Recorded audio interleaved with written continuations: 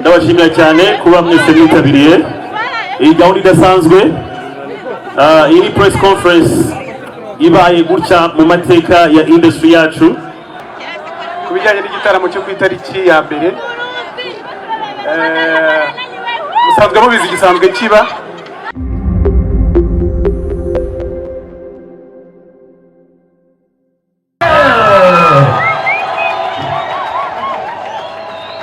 ndashaka yije tureba ntabwo turimo kubibona. Wow, let me see for the tiger.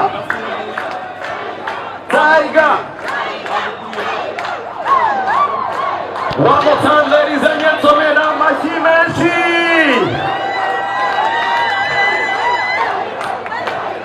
Mukomeze mukome ayo mashyi kugeza ageze mu mwanya we. Ntago bumva.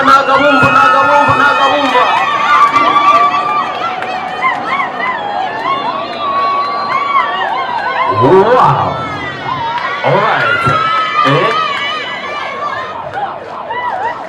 Tiger, ariko wagira ngo ntibakubonye aba bantu ni wabapepera ukababwira ati muri aho. Alright, thank you so much, ladies and gentlemen. The Ben in the building. The Ben yamaze kugera hano ngira ngo akano kanya wabibonye ko akikijwe na Kamitsingi, akikijwe na Enje, akikijwe na Airtel, akikijwe na Bank of Kigali, akikijwe na Centrica, bose baraha. Now, The Ben, that is a microphone on your side. Mbere na mbere tuguhaye ikaze, ariko turifuza kuduha ikaze iwawe.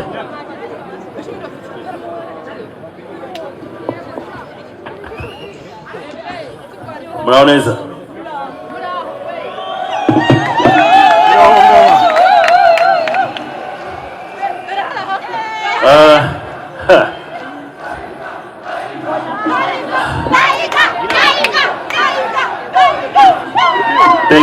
Thank you so much. Ndabashimira cyane kuba mwese mwitabiriye iyi gahunda idasanzwe. Iyi press conference ibaye gutya mu mateka ya industry yacu. Ibi byose tubitekereza ku bwanyu, ndetse ndagira ngo mbere yuko ngira ikintu ndenzaho ndagira ngo nshimire aba partners bose dufite muri iki gikorwa dufite kizajya ku mugaragaro ku itariki ya mbere z'ukwa mbere. Nk'uko mubizi umwaka ushize twakoze amateka, murabyibuka? Ndi kubabaza, umwaka ushize amateka twakoze murayibuka? So this year we are bringing it again, tubizanye nanone mu bundi buryo kandi buri special. So niba ufite inkweto rwose isa nkaho ihengamye uyikureho taro, kuko ku itariki ya mbere z'ukwa mbere rurambikana. Thank you so much, ndabakiriye kandi I'll see you in a minute. Alright, round of applause one more time for the band, ladies and gentlemen. Maze rero hari igihe igisamagwe kivuga ngo ndi igisamagwe, wagira gutyo ukabona igisamagwe kibonye igitangaza.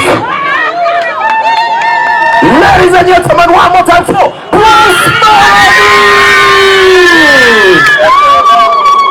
Amashyi kuri Bruce Melody. Ibitangaza muri ibitangaza ndashaka kubabona mwese hano. Ibitangaza Bruce Melody. Itayi wacu Bruce in the building.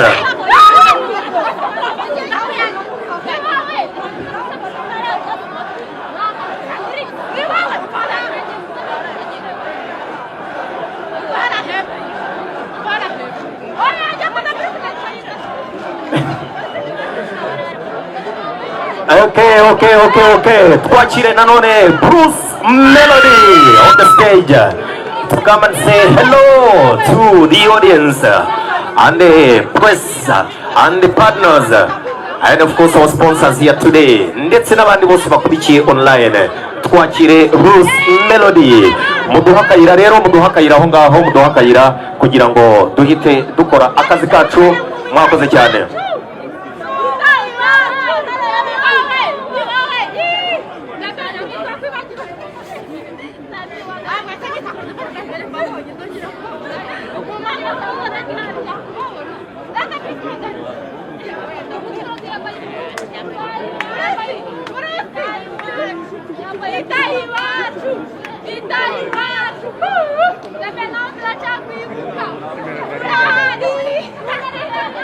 So mukanya gahunda iri bukurikire ni ukuvuga ngo nyuma y'ibi turaza kumva abaspartners bacu bafite icyo batubwira, nyuma yaho itangazamakuru mugire icyo mubaza ibihanganye byacu hano, ariko munyemerere twongere amashyi menshi twakira Bruce Melody.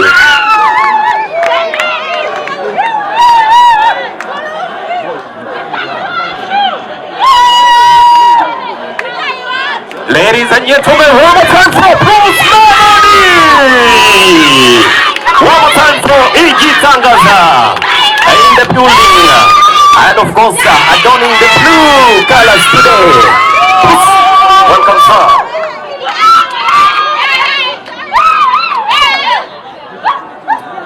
Oh, ngira ngo, okay.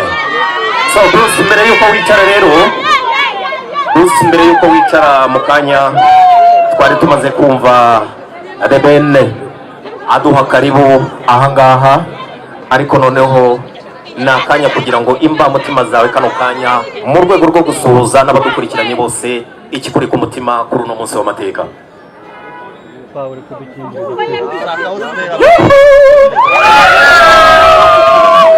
umeze neza? Naje hano kugira ngo tubashe kuganira ku bijyanye n'igitaramo cyo ku itariki ya mbere.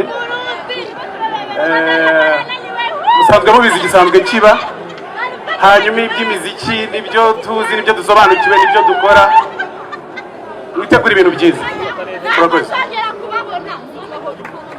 One more time, a round of applause for Bruce Melody, Igitangaza.